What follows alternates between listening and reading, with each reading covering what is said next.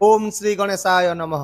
नमस्कार बंधुगण, आपण मानंकु समस्तंकु आपणक निजस्व चैनल ज्योतिष दर्पण को मु हार्दिक स्वागत करुछि। आसंतु जानिबा कोन कहूछि आज आपणक राशि आपणक दिन। तेबे चालंतु वीडियोटी आरंभ करिबा आजिर सुविचार सहित। बंधुगण, जो माने निजर शक्ति को चिन्हि पारंती नाही, कुकुर मध्य समानंकर मालिक पालटी जाई थाए।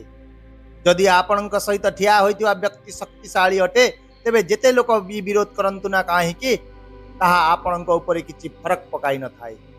लोकंक निंदा समालोचना को डरी आपण निजर रास्ता केबे भी बदलांतु नाही, कारण सफलता लज्जार नुहे बरं साहसरु मिली थाए।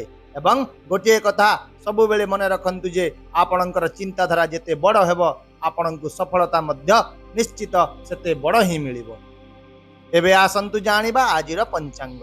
आज हेउची 27 सेप्टेम्बर 2025 शनिवार, आश्विन मास शुक्ल पक्ष पंचमी तिथि, अनुराधा नक्षत्र। आज राहु काल सकाळ 8:10 रु 9:47 पर्यंत रहिबो। एही समय मध्य कौनसी शुभ कार्य करिबा ठारू आपण दूरे रहंतु। एवं आजिर अमृत समय जहाँकि दिनर सबुठारू शुभ समय सकाळ 9:50 रु 12:50 पर्यंत रहिबो। आज चंद्र वृक्ष राशि रे गोचर करिवे एवं सूर्य कन्या राशि रे गोचर करुछंती। चलंतु एबे कुंभ राशि रो आजिर दैनिक राशिफल विषय रे विस्तृत भाव रे आलोचना करिबा। आज दिनटी आपणक पई भावनात्मक उत्थान पतन रे परिपूर्ण एक दिन हेबो। आपण तो निश्चित भाव रे जणे सहायक एवं दयालु होइतांती, किंतु एही गुण ही आज आपणक केतेक समय रे असुविधा रे मध्य पकाइबो। तेणु ए परिस्थिति को दूर करने आज आप निजर जीवन साथी किंबा विश्वस्त साथी निश्चित भाव में परामर्श नियंतु। आर्थिक दृष्टिकोण आज दिनटी लाभदायक रहिबो, किंतु अत्यधिक रिस्क नबाटारू दूरे रहंतु।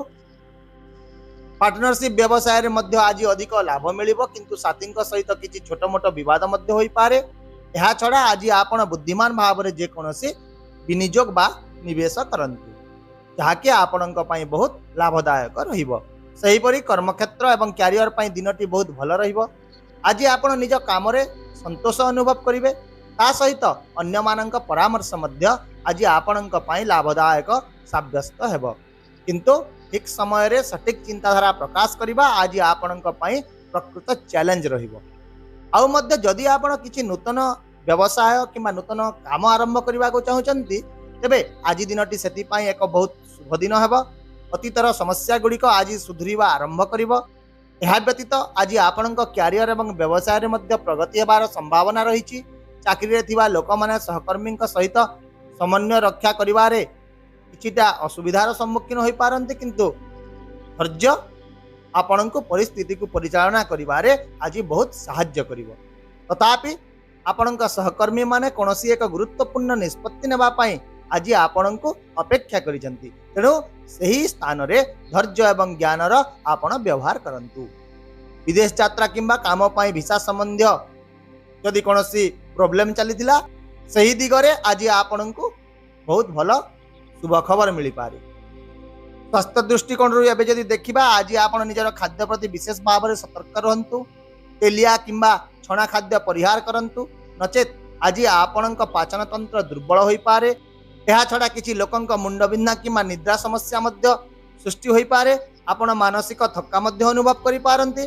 तेणु आज योग ध्यान अभ्यास करंतु एवं ता सहित संतुलित खाद्य खांतु, प्रचुर परिमाण रो पानी पियंतु। सेहीपरि पारिवारिक जीवन रे आज धैर्य एवं बुझामणा ही आपणक परिवार एवं घरोई जीवन रे एक शांत परिवेश बजाय रखिबो। वयस्कंक समर्थन एवं आशीर्वाद आपणको बहुत परिमाण रे मिलिबो, जहाँ आपणको खुशी करिवो। एवं आज आपण निजर पिला मानक ठारू मध्य पाठ पढ़ारे सकारात्मक उन्नति। गृहिणी माने धैर्य सहित एक संतुलित घर बजाय रखि पारिबे।